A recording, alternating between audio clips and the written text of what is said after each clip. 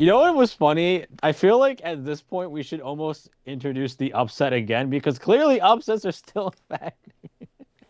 I like how we get rid of that because we weren't doing well Well, on that last it's hard year. to say And then there's we a do the wagers and we're not doing well. Like, it's hard what to do we say there's do? a fucking upset every week when every fucking game is two losing records against each other. This is such a weird year. What is going on, guys? Knicks picks week 9 of the NFL season, and I am back, of course, joined by Ben. Ben, it is week 9 of the NFL season. We are technically now at officially the halfway point because we have reached the trade deadline, and we have had quite a few big moves, but overall it was, somewhat surprising. I'll go through the list in a minute, but just kind of off the top of your head and your biggest reactions to where we're at week 9. Honestly, I know we'll talk about the trades, but at least when it comes to week 8, we'll get to the games. But a lot of them surprised me. I think the biggest one that like at least I'll talk about it more is with Calvin Ridley going to Jacksonville. Well, I'll speak my piece on that. I think the one thing that surprised me was Bradley Chubb. Where did he end up going? I forgot where he ended Dolphin, up going. But either Miami. way, Miami. That's a really big trade for that team. So, speaking of Calvin Ridley and all the rest of the NFL that went through the trade deadline, let's go through some of the major trades real quick before we go through the recap and the current score.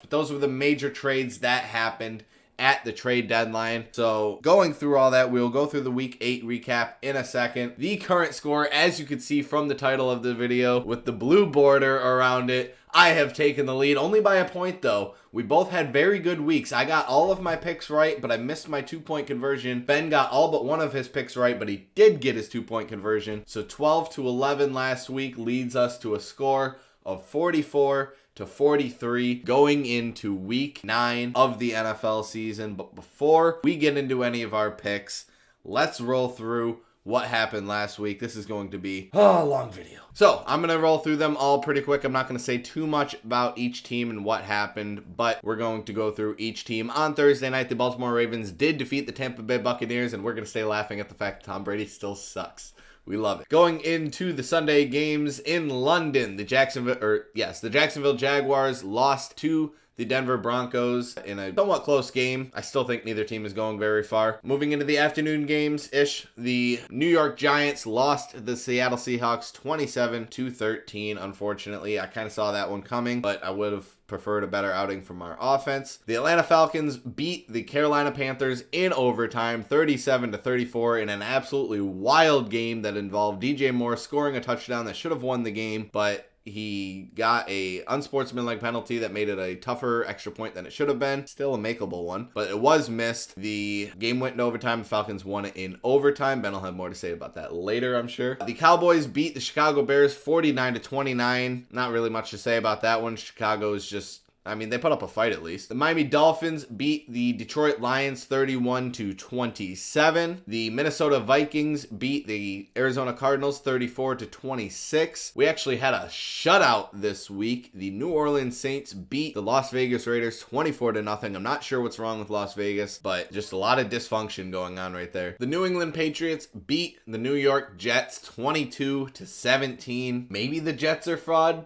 Maybe they're not. Maybe this was just a bad game for them, but Zach Wilson didn't look great. We'll see what happens with them. Philadelphia Eagles, I did get my wager pick right, thank God. 35-13 over the Pittsburgh Steelers. Easy game for them. The Eagles just I look was like, you act like that was a stressful game. They weren't the competing that the Eagles just entire look time. good, and I hate it. It's fucking awful. Tennessee Titans go on to beat the Houston Texans 17-10. The Washington Commies do go on to beat the Indianapolis Colts 17-16. The San Francisco 49ers, Ben's game of the week, won against the Los Angeles Rams.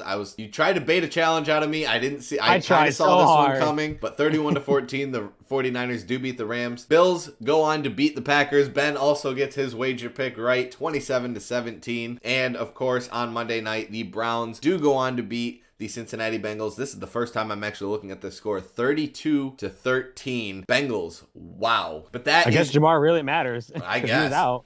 Yeah, but that is it for the Week 8 recap. And with all that being said, like I said earlier, the score currently is 44-43. Ben, I'm done talking. What is your Week 8 reaction? Don't know how, but Atlanta's fighting for the division, and honestly, it's probably still the worst division in football.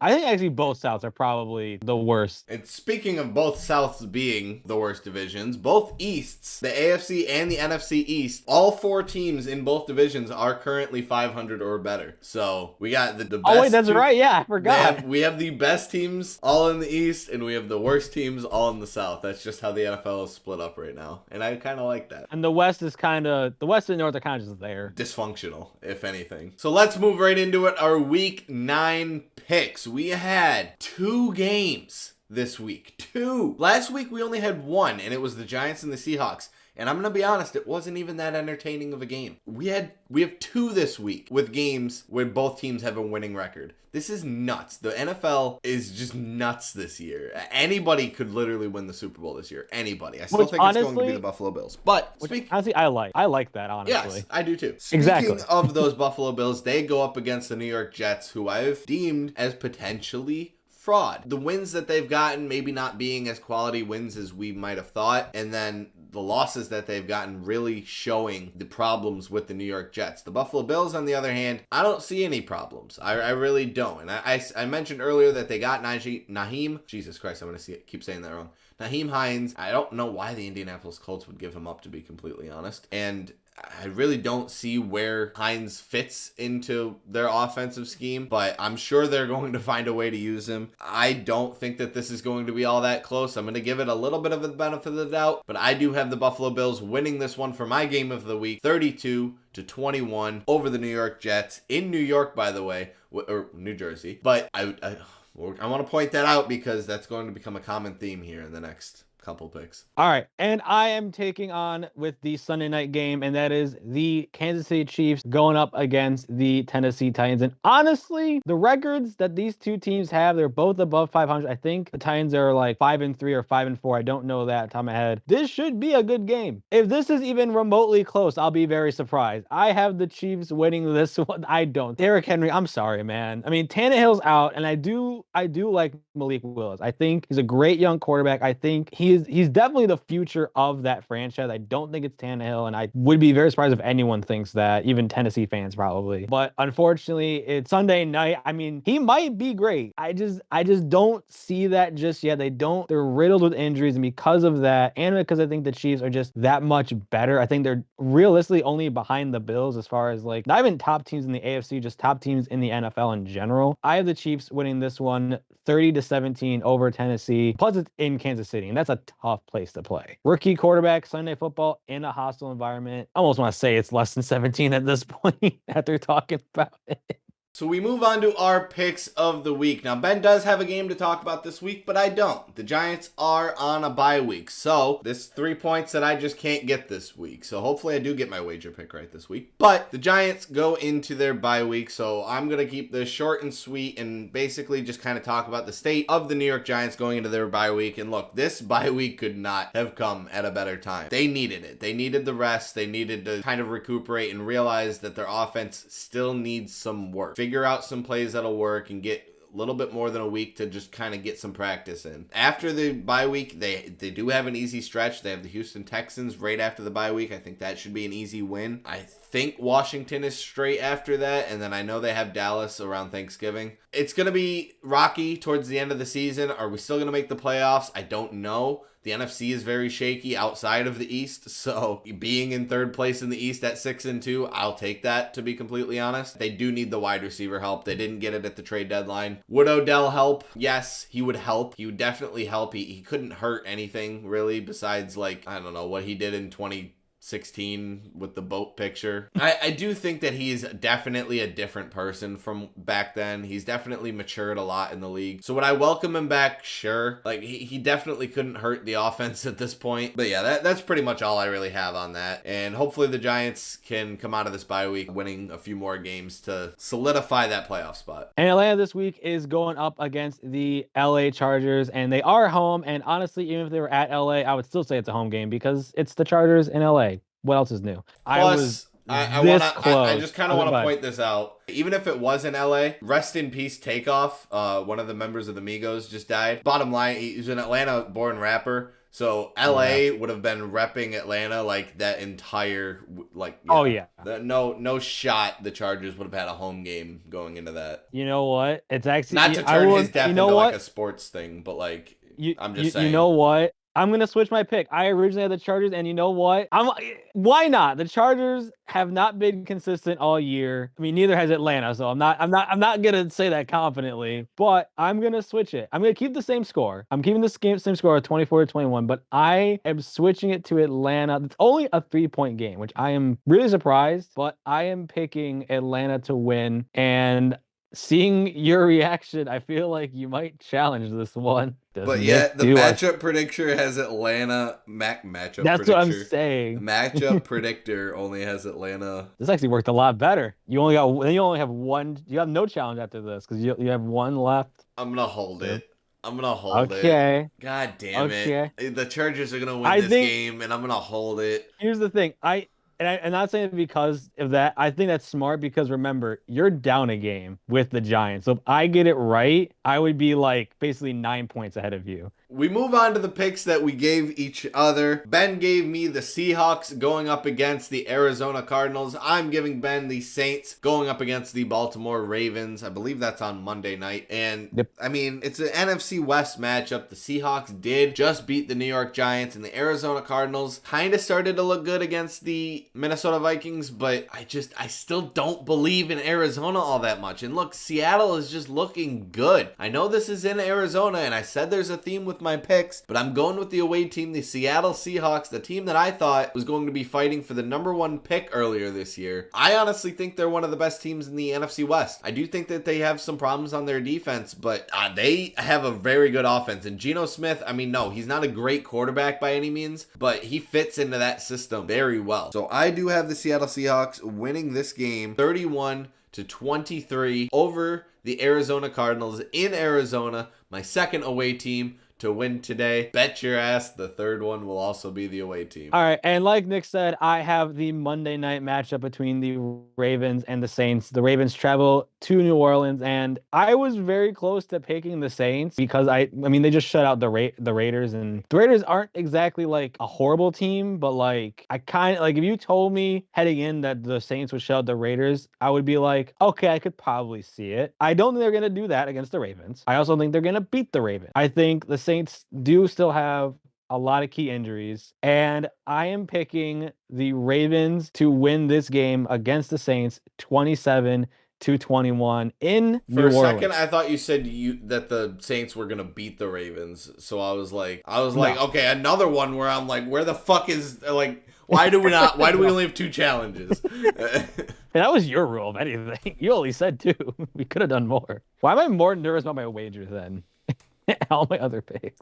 Because we suck at the wagers. Even though we got them both right last week, we suck. It doesn't matter. Wagers. It doesn't matter. Speaking of which, we move on to the wager pick, which is I have for the second fucking week in the row, I'm selling my soul for these fucking wager picks. I'm picking the Eagles to fucking beat the Houston Texans, and I'm not even making it close. I think that this, like, I'm going to have to go back. I don't think we ever predict a team to score 40 points. But like I have to double check that. We almost never do. But I'm predicting this Philadelphia Eagles to beat the Houston Texans 41-17 this upcoming I think this is the Thursday. This is the game you guys are going to be watching tonight, which is funny because it's Houston versus Philly, which is the same as the World Series. I'm rooting for Philly for the World Series.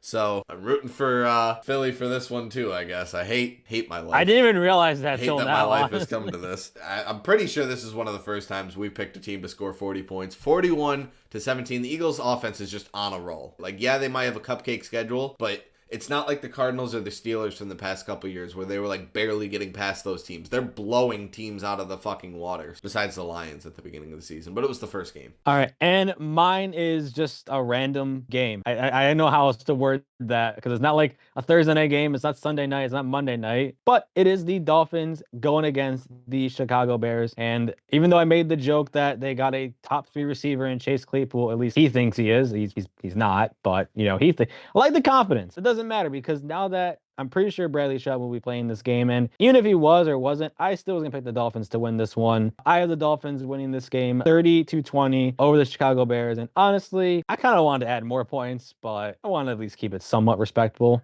I can confirm that too, by the way. I'm pretty sure we texted each other what our wager picks were going to be before the Bradley Chubb news broke. Yes, that is true. That is 100% true. I still was going to keep it this way anyway. It didn't make a difference either way, regardless. We move on to our 2-point conversions. Now, we were kind of surprised. Ben kind of said to me when we were texting about the wager picks earlier, like I mentioned, that neither of us wagered. It's funny that it's gotten to the point that we couldn't wager the Packers to beat the Lions. And yeah, I just don't feel comfortable with that. But what I do feel comfortable with is the fact that the Packers' biggest problem is just like the New York Giants. Aaron Rodgers has nobody to throw it to. If Allen Lazard is your number one receiver, you have a problem. I feel so strongly about that. And the Lions have had a up and down, but a fairly good offense this season thus far. And no, Jared Goff isn't the greatest quarterback in the world, and he's going to get replaced after this season. But I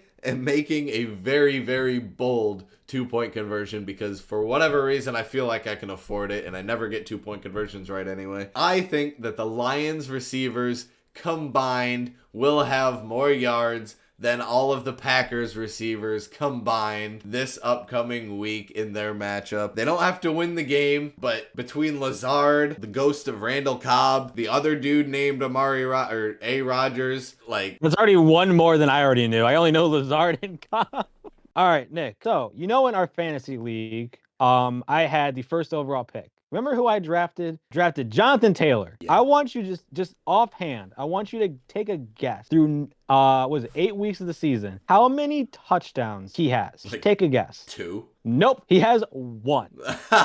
In week 1, he had a touchdown against the Titans or whatever when they tied. That's the only touchdown he has scored. He has not scored a touchdown since. So my 2-point, it is simple. It is basic. It is the safest 2-point I think I have ever done.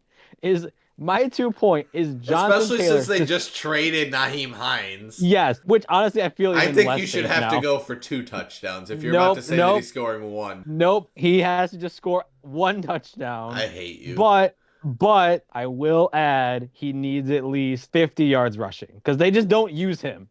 They don't use him, dude. Like he has 400 yards on the season. I'm more so looking for my fantasy team, honestly, at this point. I even know who you play against. I don't care. Come on, man. So that is it for week 9 of Nick's Picks. Like I said, the current score is 44-43. Bang. I threw out a Hail Mary for my 2-point conversion. You just want 1 touchdown and 50 yards from what we thought was the best running back in the fucking league, but apparently not. So, hey, look, plenty of time still to catch up. I mean, we've been neck and neck the entire time, so, I mean, it's just pretty much how Nick's Picks goes. It's stressful all the fucking time. But yeah, that is it for Nick's Picks week 9. Ben, is there anything you want to say before we head out? In the fantasy league, I was 3-0. I suck. I don't even want to talk about the fantasy league. I lost 4 straight, and because of the Panthers kicker missing those extra points, I won my game, and I got back on the winning streak. I'm absolute garbage. Like, it's going awful. I can at least potentially make the playoffs. I'm probably still going to lose, but that's all I'm looking forward to. Also, I'm glad that we traded Calvin Ridley, mainly because, well, I mean, we don't have to pay him at least. Save money. We traded Kadarius Toney. We didn't get anything. How's Galladay doing, by the way? I hate my life. Anyways. Like and subscribe to the video if you haven't already. Subscribe to the video. Like the video. Subscribe to the channel if you haven't already. Please and thank you. And have a great rest of your Thursday. Enjoy the Thursday night game, and I hope you guys enjoyed Nick's Picks week 9. Have a great one, guys. Peace. We're not doing this again, Ben. We're not doing this again. Just say it. 1 touchdown, please. Por favor. Bye.